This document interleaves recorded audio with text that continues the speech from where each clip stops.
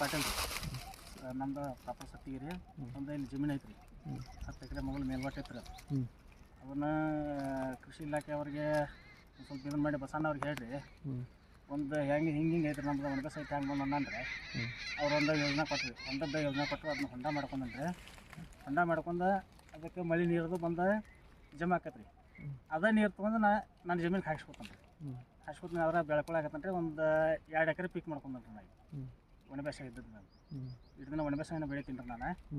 ಈಗ ಒಂದು 2 ಎಕರೆ ಪೀಕ್ ಮಾಡ್ಕೊಳಕತ್ತೇನೆ ರೀ ಅದು ನೀರು ಬಂದಂಗಿಂದ. ಏನು ಪೀಕ್? ಈಗ ಕಾಯಿಪಲ್ಯ ರೀ, ಕಾಯಿಪಲ್ಯ ಅಂತ ಯಾವ ಕಾಯಿಪಲ್ಯ? ಇದು ರೀ ಮೆಣಸ, ಟೊಮೆಟೊ, ಡೊಣ್ಣಿಗೆ ಅಂಥದ್ದು ಮಾಡ್ಕೊಳಕತ್ತೇನೆ ರೀ ಅದ್ರಾಗ. ಅದರಿಂದ ಎಷ್ಟು ಉತ್ಪನ್ನ ಬರುತ್ತೆ? ಹೆಂಗೆ ರೀ? ಎಷ್ಟು ಉತ್ಪನ್ನ ಮೊದಲು ರೀ? ಈಗ ರೀ ಈಗ ಸ್ಟಾರ್ಟಿಂಗ್ ಈಗ ನಾ ಇದನ್ನ ಮಾಡಾಕತ್ತೇನೆ ರೀ. ಈಗ ನಾ ಈಗ ಇಂಥ ಬೇಸಿಗೆ ದಿನದಾಗ ಒಂದು ಸ್ವಲ್ಪ ಹಚ್ಗೆ ಒಂದು 2 ಎಕರೆ ಹಚ್ಕೊ ಮಾಡ್ಕೊಂಡ್ರಿ. ಇನ್ನು ಮುಂದೆ ಏನೈತ್ರಿ ಈಗ ಅನುಕೂಲ ಮಾಡಿಕೊಟ್ಟಾರು ಅದ್ರ ಪ್ರಕಾರ ಮಾಡ್ಕೊಂಡು ಹೋಗ್ಕೊಂಡ್ರಿ. ಹಿಂದಿಂದಕ್ಕೂ ಈಗಿಂದಕ್ಕೂ ಏನು ವ್ಯತ್ಯಾಸ? ವ್ಯತ್ಯಾಸ ಐತ್ರಿ. ವ್ಯತ್ಯಾಸ ಅಂದ್ರೆ ಈ ದಿನದಾಗ ಏನೈತ್ರಲ್ಲ ಬೀಳನೆ ಬಿಡ್ತೀನಿ ರೀ ವರ್ಷ ಇದಟ್ಟು ಆಗೋಣ ರೀ. ಅದನ್ನ ನಾವು ಒಂದು 2 ಎಕರೆ ಈಗ ಮಾಡ್ಕೊಳಕತ್ತೇನೆ ರೀ, ಅನುಕೂಲ ಆಗೈತೆ ರೀ. ಅದು ಮತ್ತು ಮುಂದೆ ಏನು ಯೋಜನೆ ಇರಲಿ?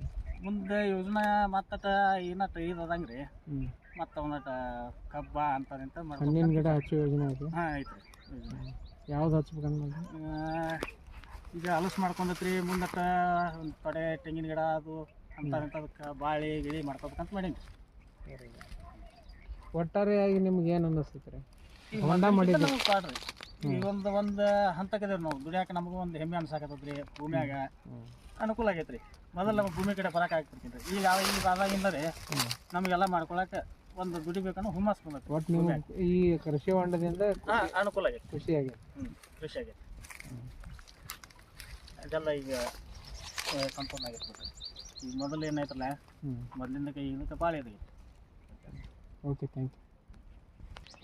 ನಿಮಗೆ ಈ ಯೋಜನೆದೊಳಗೆ ಏನೇನು ಸಾಮಗ್ರಿಗಳನ್ನ ಕೊಟ್ಟರಿ? ಈಗ ನಮಗೆ ರೀ ಇದನ್ನ ಯೋಜನೆದೊಳಗೆ ರೀ ಸಾಮಗ್ರಿ ಕೊಡ್ಬೇಕಂದ್ರೆ ಮೇನ ನನಗೆ ಕೊಟ್ಟದ್ದು ತಟ್ಟು ಕೊಟ್ಟಾರ್ರಿ. ತಟ್ಟು ಕೊಟ್ಟಾರ. ಮುಂದೆ ಇವು ಜಾಳಿಗೆ ಪಳಿಗೆ ಬಿಕ್ಕೊಳಕ್ಕೆ ಇದನ್ನ ಅನುಕೂಲ ಮಾಡಿ ಕೊಟ್ಟಾರ್ರಿ. ಮುಂದೆ ಅದನ್ನ ಹೊಡ್ಕೊಳಕ್ಕೆ ಒಂದು ಇಂಜನ್ ಕೊಟ್ಟಾರ್ರಿ. ಮುಂದೆ ಪೈಪ್ಗಳು ಕೊಟ್ಟಾರ್ರಿ, ಸ್ಪ್ರಿಂಕ್ಲರ್ಗಳು ಕೊಟ್ಟಾರ್ರಿ. ಇವನ್ನೆಲ್ಲ ಅನುಕೂಲ ಮಾಡಿ ಕೊಟ್ಟಾರ್ರಿ.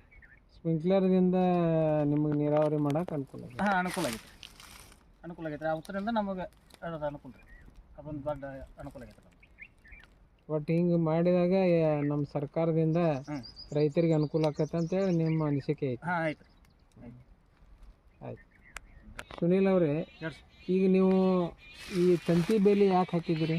ತಂತಿ ಬೇಲಿ ಹಾಕ್ಬೇಕು ಅನ್ನೋ ಉದ್ದೇಶ ರೀ, ನಾನು ಒಬ್ಬಂಟಿಗೆ ಮನುಷ್ಯ ರೀ. ನಾನು ಭೂಮಿಯಾಗ ಒಬ್ಬನೇ ಮಾಡ್ಕೋಬೇಕು.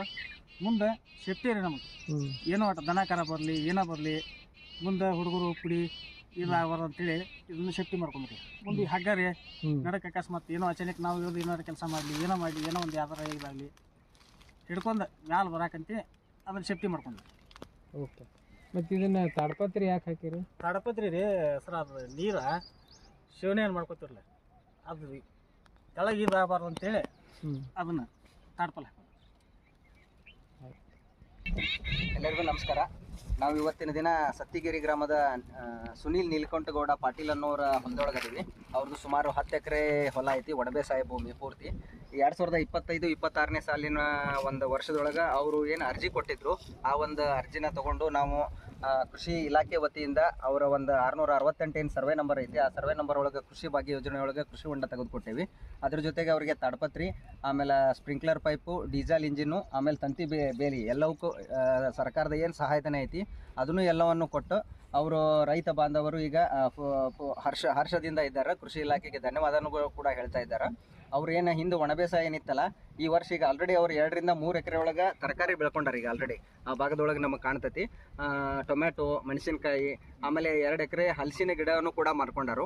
ಆಮೇಲೆ ಮುಂದಿನ ದಿನಮಾನದೊಳಗೆ ಇನ್ನೂ ಈ ಒಂದು ಕೃಷಿ ಇಲಾಖೆಯ ಹೊಂಡದ ಯೋಜನೆಯನ್ನು ಪಡೆದುಕೊಂಡು ಅವರು ಏನೀಗ ಮಳೆಗಾಲದ ನಂತರ ಏನು ಕೆರೆ ತುಂಬತಲ್ಲ, ಆ ಒಂದು ಇದರ ನಂತರ ಇನ್ನೂ ಹೆಚ್ಚಿನ ಭಾಗವನ್ನು ನೀರಾವರಿ ಭಾಗವನ್ನಾಗಿ ಮಾರ್ಪಡಿಸಿ ಅವರು ಇನ್ನೂ ಹೆಚ್ಚಿನ ಆದಾಯವನ್ನು ಗಳಿಸ್ತಾರೋ ಅನ್ನೋ ಒಂದು ನಂಬಿಕೆ ಅವರೊಳಗೆ ಐತಿ. ಈಗಾಗಲೇ ಅವ್ರನ್ನ ಸಂದರ್ಶನ ಮಾಡಿ ನಾವು ಅವರು ತಮ್ಮ ಹರ್ಷವನ್ನು ವ್ಯಕ್ತಪಡಿಸ್ಯಾರು. ಇನ್ನೂ ರೈತ ಬಾಂಧವರು ಏನು ಮಾಡಬೇಕು ಅಂತಂದ್ರೆ ಮಳೆಯ ಅಭಾವ ಈಗ ಎಲ್ಲರಿಗೂ ಗೊತ್ತೈತಿ. ಈಗ ಆಲ್ರೆಡಿ ಬಿಸಿಲಿನ ಮಟ್ಟ ನೀವೆಲ್ಲ ನೋಡಿರಿ. ಈಗೇನು ನಮ್ಮ ಬೆಳೆಗಳದಾವು ಅವನ್ನ ಉಳಿಸ್ಕೋಬೇಕು ಅಂತಂದ್ರೆ ಒಂದು ಲೈಫ್ ಸೇವಿಂಗ್ ಇರಿಗೇಷನ್ ಏನಂತೀವಲ್ಲ ಅದನ್ನು ನಾವು ಮಾಡ್ಕೋಬೇಕು ಅಂತಂದ್ರೆ ಕೃಷಿ ಇಲಾಖೆ ವತಿಯಿಂದ ಕೊಡ್ತಕ್ಕಂಥ ಈ ಕೃಷಿ ಭಾಗ್ಯ ಯೋಜನೆಗಳಿಗೆ ಕೆರೆಯನ್ನು ಮಾಡಿಸ್ಕೊರಿ.